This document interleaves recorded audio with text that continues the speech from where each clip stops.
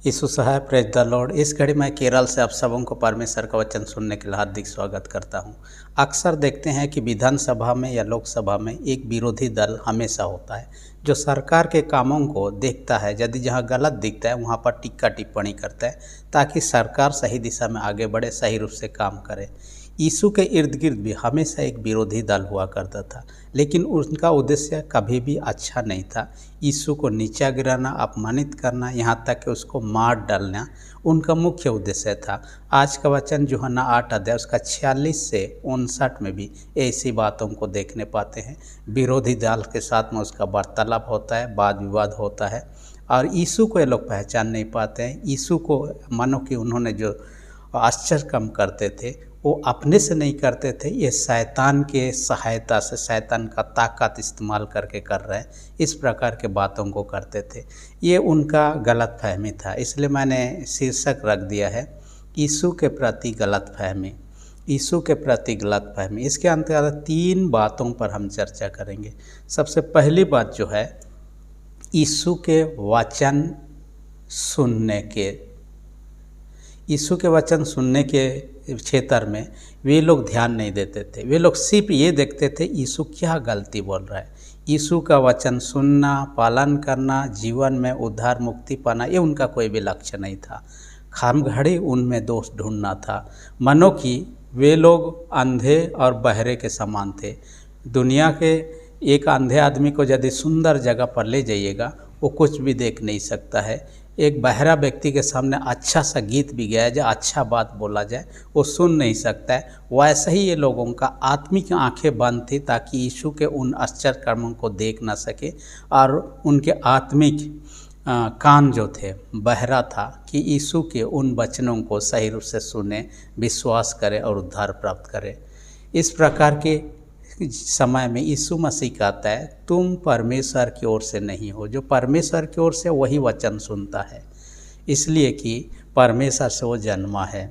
देखिए, हर एक आज्ञाकारी बेटा बेटी जो होते हैं माता पिता का पालन करते हैं, आज्ञा का पालन करते हैं, उनके बातों को मानते हैं, जीवन को उसी रूप से व्यतीत करते हैं। दूसरे किसी का बातों को माने ना माने अलग बात है, माता पिता का, परिवार के सदस्यों का, यहाँ तक कि हम परिवार में यदि कोई पालतू जानवर भी रख लें वो भी हमारे बातों को सुनने लगता है, हमारे डायरेक्शन को फॉलो करने लगता है, परिवार का सदस्य होने के नाते। इसलिए यीशु मसीह यहाँ कहता है ये परमेश्वर की ओर से नहीं है, वो परमेश्वर का वचन सुनता नहीं है, परमेश्वर का वचन पर चलता नहीं है। आज यदि आप और हम भी परमेश्वर के वचन नहीं सुनते हैं, उसके अनुसार नहीं चलते हैं, हम परमेश्वर के परिवार से या विश्वासी परिवार के सदस्य नहीं हैं। हम भी उनके विरोधी दल के समान हैं जो विनाश के कगार पर हैं। इसलिए आपको मुझे आज्ञाकारी होना बहुत ज़रूरी है, क्योंकि आज्ञा पालन के बिना, यहाँ पर बाइबल में कहता आज्ञा पालन के बिना तो परमेश्वर का राज में प्रवेश नहीं करते हैं। मत्ती रचित सुसमाचार 7 अध्याय 21 पद में कहता है जो हे प्रभु कहते हैं उनमें से हर एक कोई स्वर्ग के राज में नहीं जाएंगे, परंतु वही जो मेरे स्वर्गीय पिता की इच्छा पर चलता है। हमें उसके आज्ञाओं को सुनना, पालन करना है। और पालन न करने का परिणाम, एक पत्रिका में मैं एक पढ़ रहा था घटना के बारे में। एक एरिया में बाढ़ आना था, सरकार की ओर से सूचना दे दिया गया उस एरिया को खाली करके आप सुरक्षित जगह चले जाएं।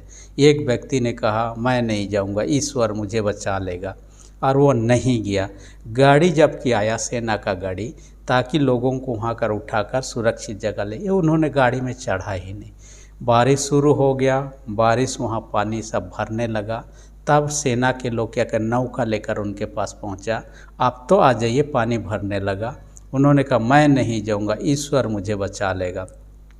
उसके बाद में पानी इतना तक बढ़ने लगा कि वो घर के छत में जाकर बैठ गया।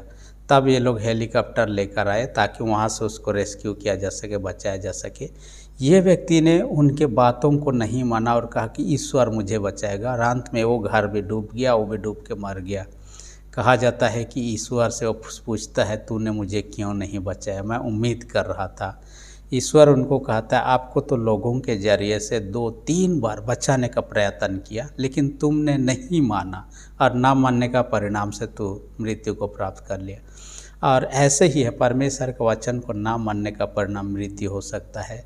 इसलिए हमें क्या करना है, परमेश्वर के बातों को सुनना है, बातों वचनों को पढ़ना है, परमेश्वर के वचन अनुसार चलना है, उसकी महिमा स्तुति करना है। दूसरी विशेष बात जो आज का वचन में चाहता है, यीशु में शैतान या दुष्ट आत्मा होना, ये उनका कॉम्प्लेन था। यीशु जो सामर्थ्य का काम कर रहा है अपने शक्ति से नहीं, दुष्ट आत्मा का शक्ति का उपयोग कर रहा है। देखिए, दुष्ट आत्मा या शैतान में भी ताकत तो है, लेकिन वो शक्तिमान नहीं है जैसे ईश्वर होता है, उसमें भी कुछ कुछ अद्भुत काम करने की ताकत है। इसलिए आज देखिएगा, शैतानिक चर्च का संख्या बढ़ रहा है, शैतान को उपासना करने वाले लोगों की संख्या बढ़ रहा है, और उसी का नतीजा है। लेकिन हम इन चीज़ों में ना फंसें।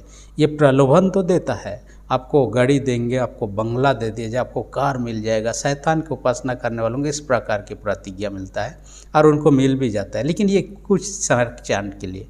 देखिए, एक दिन शैतान को नरक में डलना ही है, और हम यदि नरक में जाना चाहते हैं तो हम ये ऐसे बातों को कर सकते हैं, लेकिन उससे बचना चाहते हैं तो शैतानिक पर बातों पर ना ही विश्वास करें, ना ही उनके पीछे जाए।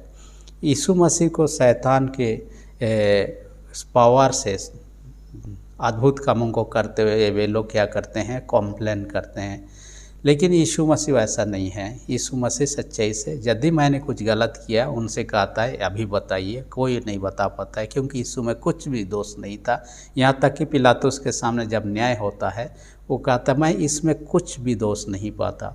आप लोग जानते हैं कि बाइबल में कहीं भी नहीं है यीशु के बारे में। हाँ, ये लिखा हुआ है, सब बातों में परखा गया परंतु वह निष्पाप निकला। यीशु मसीह के बारे में हम आने वाले दिन में इस पर और चर्चा करने वाले हैं। शैतानिक पावर के बारे में जब इस वचन को मनन कर रहा था, अपने कॉलेज के दिनों की एक घटना को मैंने याद किया। एक जवान व्यक्ति था उस समय, और उसका नाम नेल्सन सोरेन, वर्तमान में भी होगा। दुष्ट आत्मा से ग्रसित हो गया। हालांकि ये नाच देख के समय में कैसे क्या होता है मेरे को नहीं पता, लेकिन उसमें समा गया। लोग उसके पकड़ के उसको काबू करना चाह रहे थे, और मैं भी वहाँ पर था। 6 लोग उसको पकड़ के काबू करने का कोशिश, लेकिन उसमें इतना ताकत आ गया कि 6 के 6 लोगों को इधर उधर फेंक। हालांकि अंत में काबू में आ गया, लेकिन तब शैतानिक पावर के कारण से वो ताकतवर हो गया। 6 लोग भी उसको संभालना मुश्किल हो जा रहा था।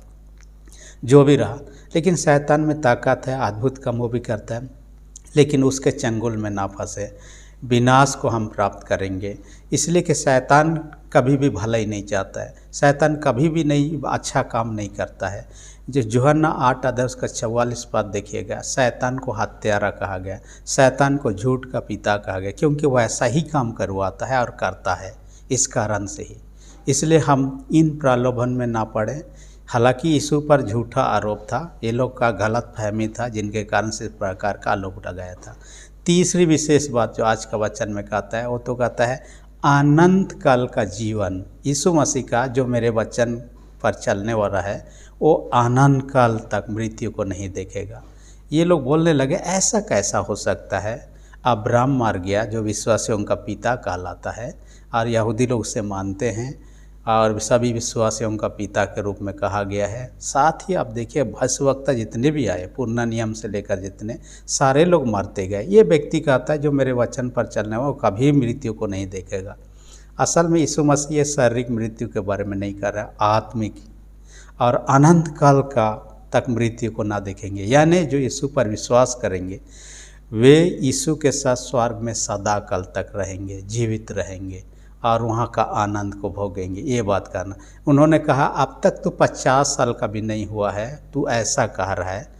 मैंने इन्होंने कहा अब्राहम से भी बड़ा है क्या, जो भविष्यवक्ताओं पे तू बड़ा क्या, अब तक तो 50 साल का नहीं हुआ। इसलिए कि उन्होंने 50 का शब्द इस्तेमाल किया। 50 उस समय रिटायरमेंट का समय हुआ करता था, खासकर याजकों के लिए। 50 साल होने के बाद में रिटायर होते थे, दूसरों को मौका दिया जाता था। हालांकि आजकल अलग है और ज़माना बदल गया, समय परिस्थिति के अनुसार में सरकारी लेवल में 50 साल नहीं है, ना ही गैर सरकारी ये में भी, जो भी रहा। लेकिन यीशु मसीह कहा अब्राहम मेरे देख आसरा कर रहा था, मेरा इंतज़ार कर रहा था और आनंदित हुआ। ये लोग बोल रहे हैं 50 साल भी नहीं हुआ है यार, अब्राहम से पहले कैसे ही हो सकता है, अब्राहम कैसे देख आसरा कर। तो यीशु मसीह कहा इससे पहले कि अब्राहम उत्पन्न हुआ मैं हूँ कहता है। यानी अब्राहम से पहले यीशु मसीह पहले से था। और यीशु मसीह का आगमन को अब्राहम भी देख आसरा कर रहा था। यानी सृष्टि के समय से यीशु मसीह का विद्यमान को हम जानते हैं, यानी कि वो अनादि से था। कब से था हमें नहीं पता है, लेकिन सृष्टि उसी के द्वारा हुआ है। बाइबल यूहन्ना रचित सुसमाचार 1 अध्याय 1 से 3 पद में कह सब कुछ उसी के द्वारा उत्पन्न हुआ, जो कुछ उत्पन्न हुआ उसके बिना कुछ भी उत्पन्न नहीं हुआ है। इसलिए वो तो खुद सृष्टि के समय से था, इस कारण से अब्राहम उसके देख आसरा कर रहे थे। लेकिन यहाँ पर ये लोग नहीं समझ पा रहे किस प्रकार के जीवन के बारे में कह रहा है। यीशु मसीह साफ साफ बता दिया था यूहन्ना 10 का 10 में, मैं इसलिए आया कि लोग जीवन पर और बहुतायत का जीवन, यानी कि ये भौतिक जीवन भी बहुतायत का जीवन, अनंत जीवन भी, दोनों प्रकार के जीवन वहाँ पर कह रहा है। इसलिए आपको मुझे क्या करना है, अनंत काल तक रहना है यीशु के साथ स्वर्ग में, तो उस पर विश्वास करना है, वही उसके आज्ञाओं को पालन करना है। यहाँ तो साफ साफ का जो मेरे वचनों पर चलने वाला है उनको कहता है। देखिए, संसार के दृष्टिकोण से हम सदा काल तक नहीं रहेंगे।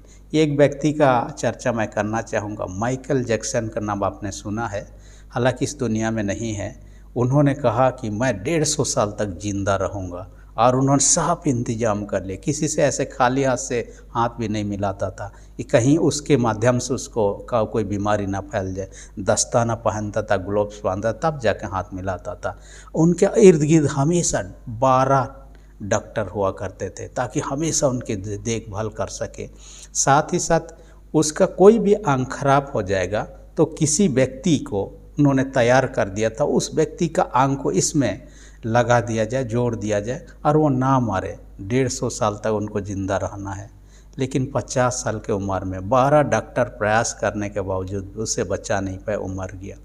दुनिया के लोग जितने भी कोई भी प्रयास क्यों ना करें, कोई भी आनंद जीवन हमेशा का जीवन दे ही नहीं सकता, और वो जीवन देना यीशु के पक्ष में है। और हम उस आनंद जीवन को प्राप्त करना चाहते हैं, यीशु के करीब आए, यीशु पर विश्वास करें, उसके वचनों के अनुसार चलें। परमेश्वर अनुग्रहकारी है, आपको मेरे प्रति अनुग्रह करेगा, और उसी के द्वारा हम स्वर्ग को जा सकते हैं। यीशु मसीह साफ साफ कहा दिया यूहन्ना 14:6 में, मार्ग सत्य और जीवन मैं हूँ, बिना मेरे द्वारा कोई स्वर्ग को पहुँच नहीं सकता है। उस आनंद जीवन को प्राप्त करना चाहते हैं तो ये यहूदी धार्मिक आगुओं के समान उसके विरोधी न बने, परंतु उसके वचन को सुनने वाले, चलने वाले और विश्वासी जीवन व्यतीत करने वाले बने। परमेश्वर ऐसा करना आपके हमारी सहायता अगुवाई करे। आमीन। हम प्रार्थना करें। सेनाओं के जीत पिता, धन्यवाद देते हैं आज के वचन का हमसे बातें किया। हर एक सुनने वाले छोटे बड़े सबों को स्वर्गीय आशीष से भर दे। जो लोग बीमार हैं उनको यीशु के नाम से चंगाई दे।